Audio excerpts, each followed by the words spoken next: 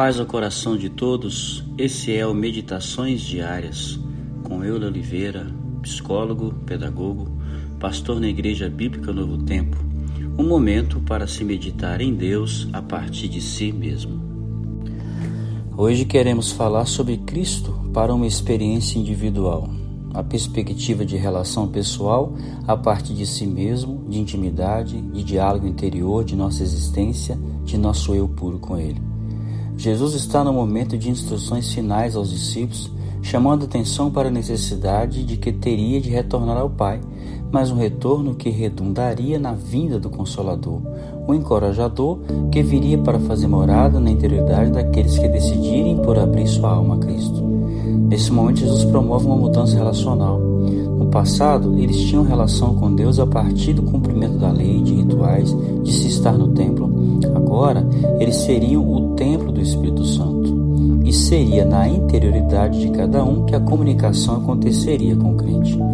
Eu acredito que esse tipo de relação a cristandade ainda não conseguiu desenvolver com todas as suas nuances, com toda a sua profundidade.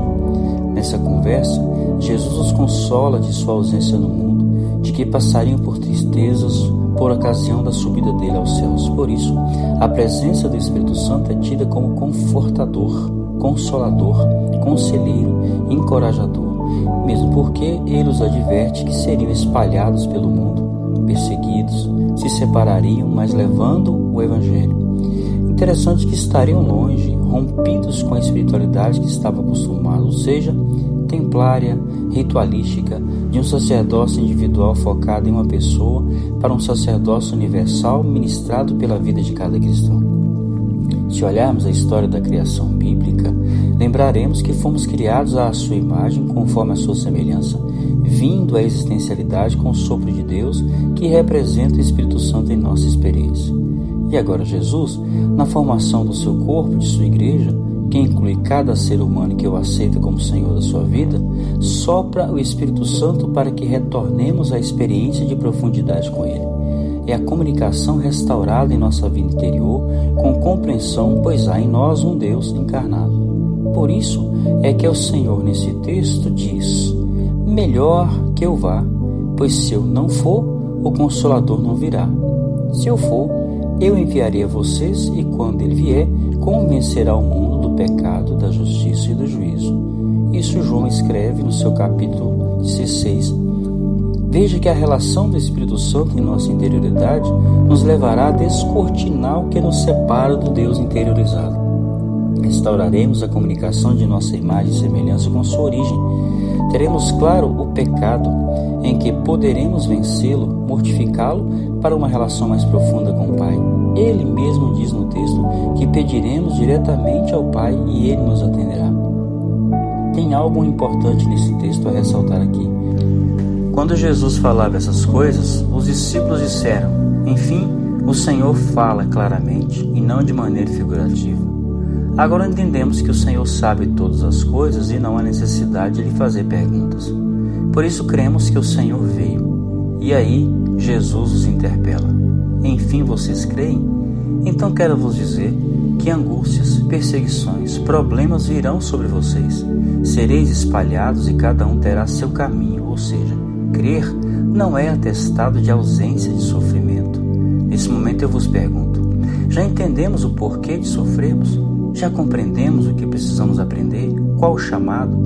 Percebe que oramos muito, mas muito mais porque queremos nos ver livres das dificuldades do que em entender o seu professorado sobre nós.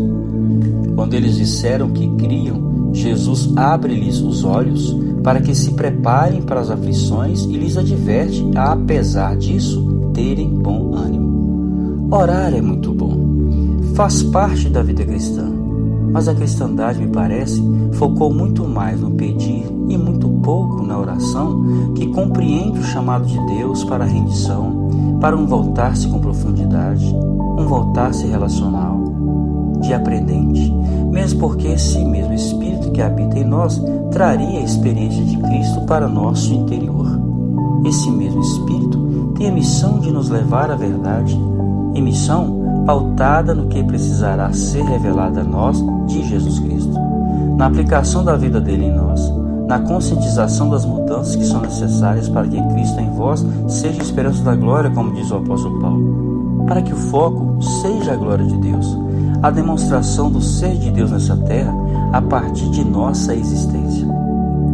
Ore sim, leia a palavra, medite, mas busque entender o que o Espírito de Deus está ministrando em sua vida.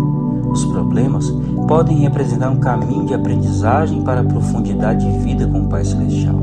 Podem ser a ação do Espírito nos dizendo em que precisamos melhorar, às vezes trabalhando nosso coração perdoador, às vezes nos revelando decisões a serem tomadas para uma vida melhor, nos chamando à rendição ao Pai, como acontecera com Jesus ao orar no Getsemane.